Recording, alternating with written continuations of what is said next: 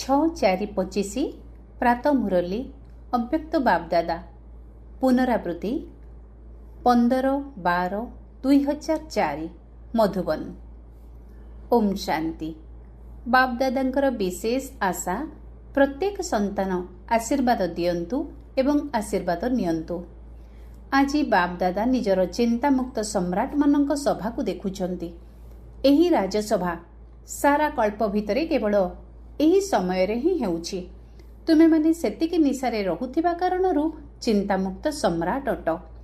ସକାଳୁ ଉଠିବାଠାରୁ ଚାଲିବାରେ, ବୁଲିବାରେ, କର୍ମ କରିବାରେ ଏବଂ ଶୋଇବାରେ ମଧ୍ୟ ନିଶ୍ଚନ୍ତରେ ଶୋଉଛ। ଏଇଭଳି ଅନୁଭବ କରୁଛ ନା? କ'ଣ ଚିନ୍ତାମୁକ୍ତ ଅଟ ତ?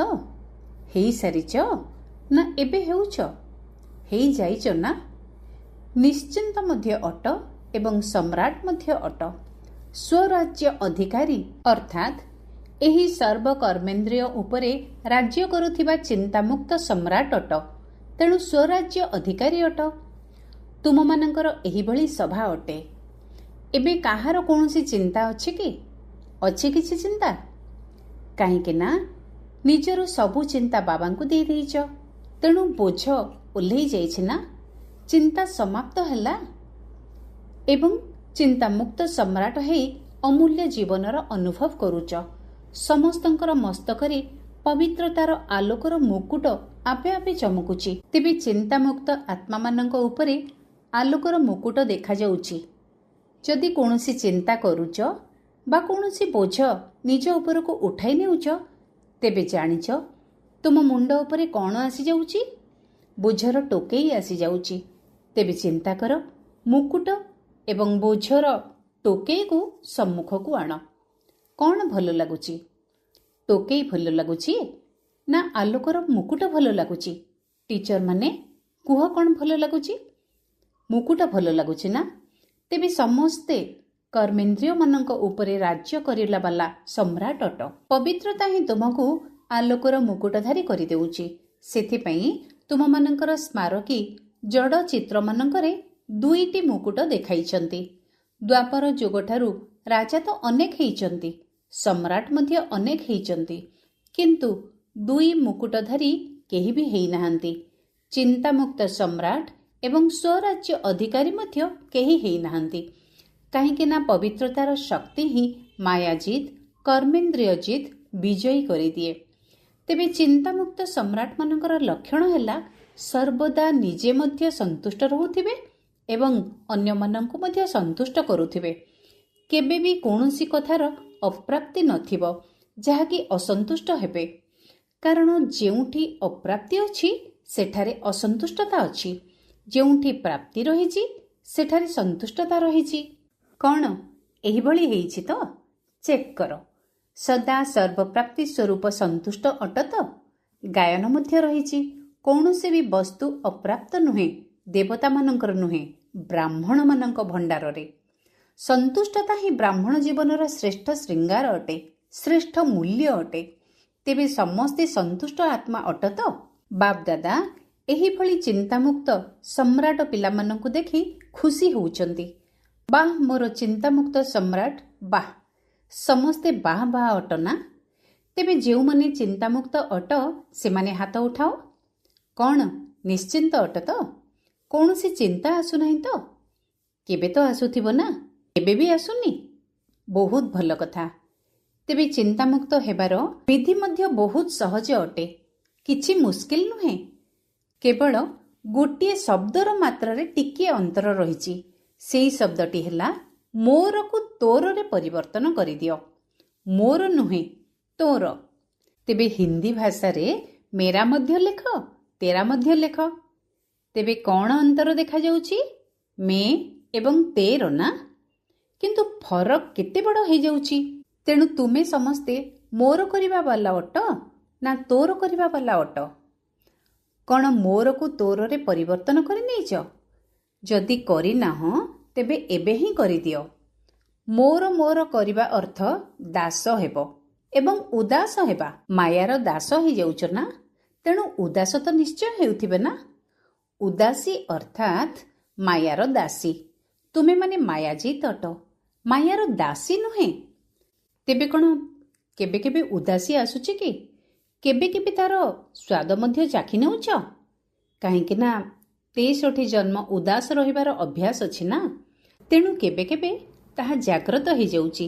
ସେଥିପାଇଁ ବାପ ଦାଦା କହୁଛନ୍ତି ସବୁ ପିଲା ଚିନ୍ତାମୁକ୍ତ ସମ୍ରାଟ ଅଟ। ଯଦି ଏବେ ବି କେଉଁଠି ନା କେଉଁଠି କୌଣସି କୋଣରେ ଚିନ୍ତାକୁ ଲୁଚାଇ ରଖିଛ, ତେବେ ତାକୁ ଦେଇଦିଅ। ନିଜ ଉପରେ ବୋଝ କାହିଁକି ରଖୁଛ?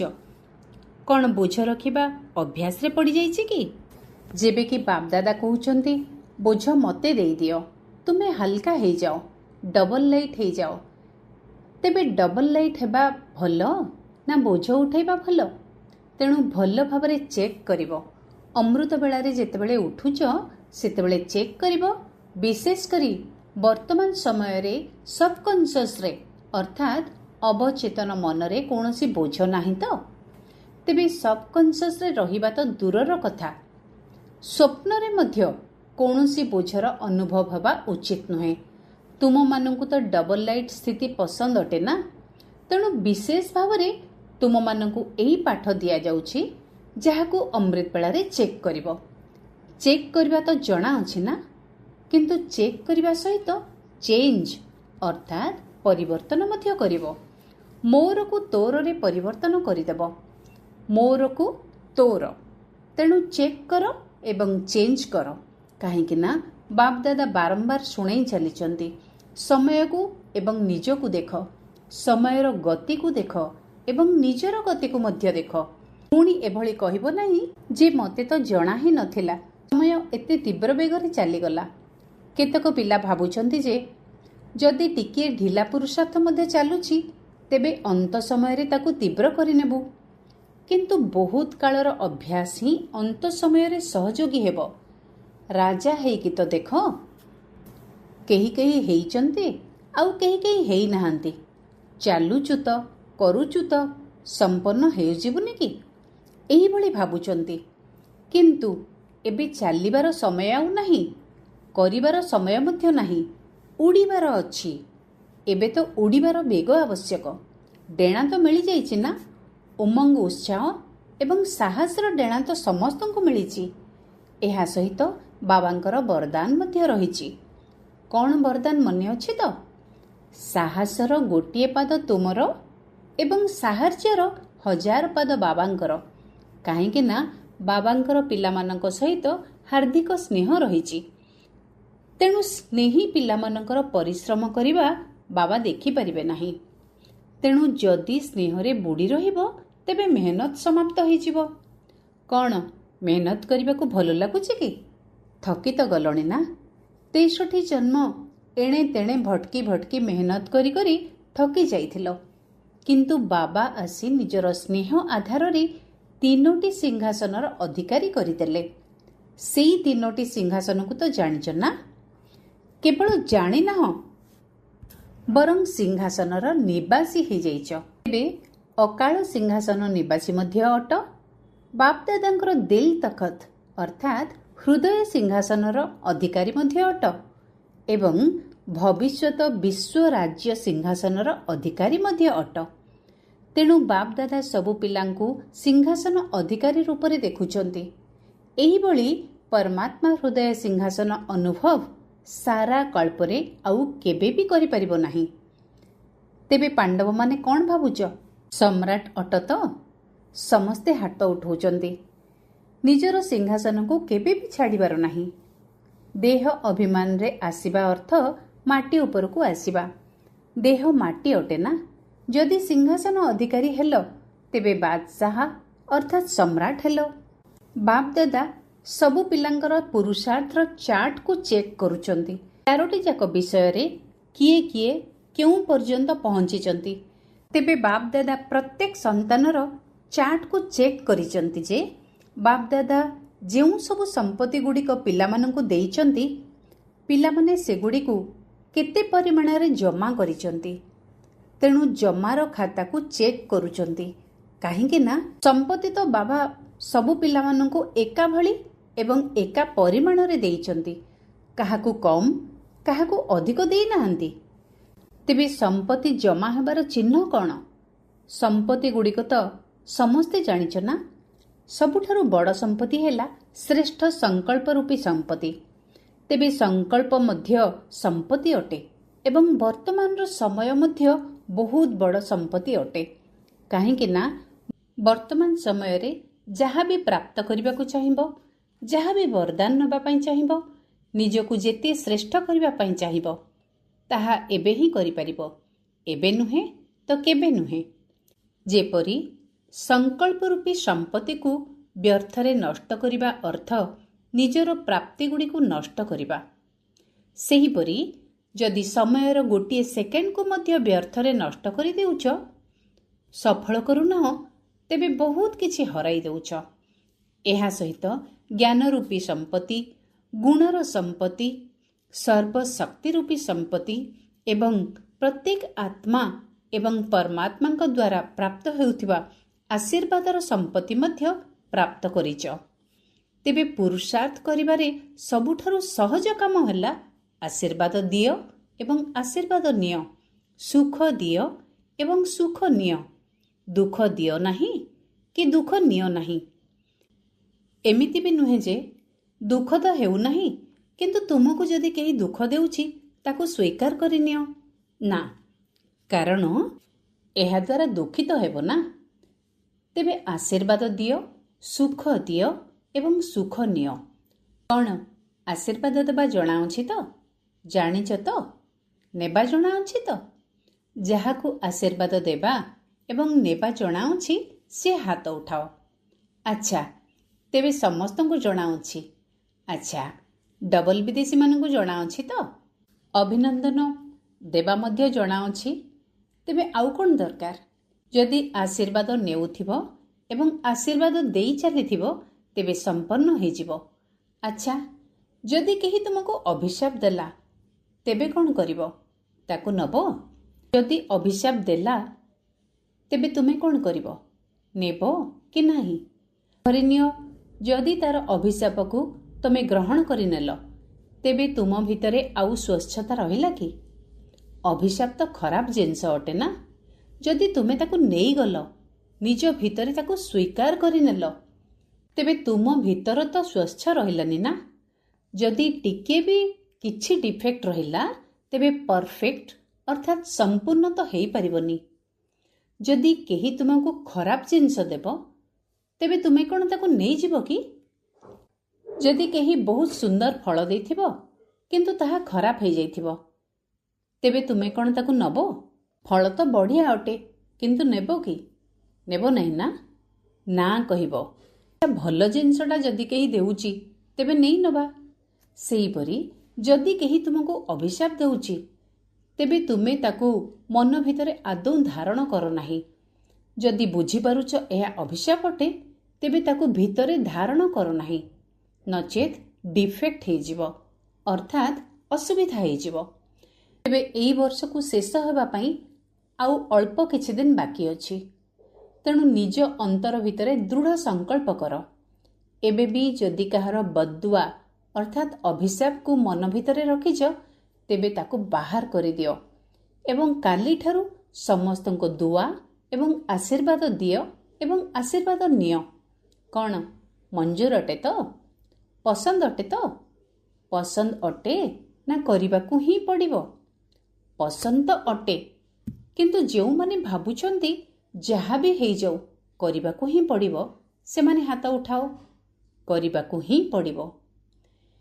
ତେବେ ଯେଉଁ ସବୁ ସ୍ନେହୀ ସହଯୋଗୀମାନେ ଆଜି ଆସିଛନ୍ତି, ସେମାନେ ହାତ ଉଠାଅ। ବାପଦାଦା ସେମାନଙ୍କୁ ଅଭିନନ୍ଦନ ଦେଉଛନ୍ତି, କାହିଁକି ନା ତୁମେମାନେ ସହଯୋଗୀ ମଧ୍ୟ ଅଟ ଏବଂ ସ୍ନେହୀ ମଧ୍ୟ ଅଟ।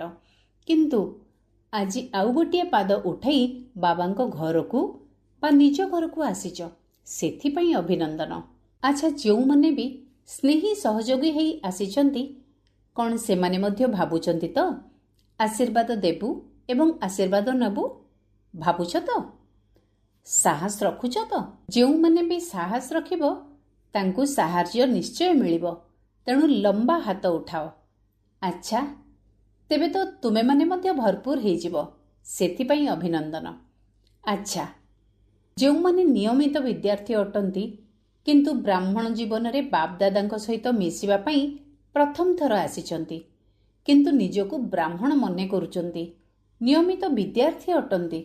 ସେମାନେ ଯଦି ଭାବୁଛନ୍ତି ଯେ କରିବାକୁ ହିଁ ପଡ଼ିବ, ତେବେ ହାତ ଉଠାଅ।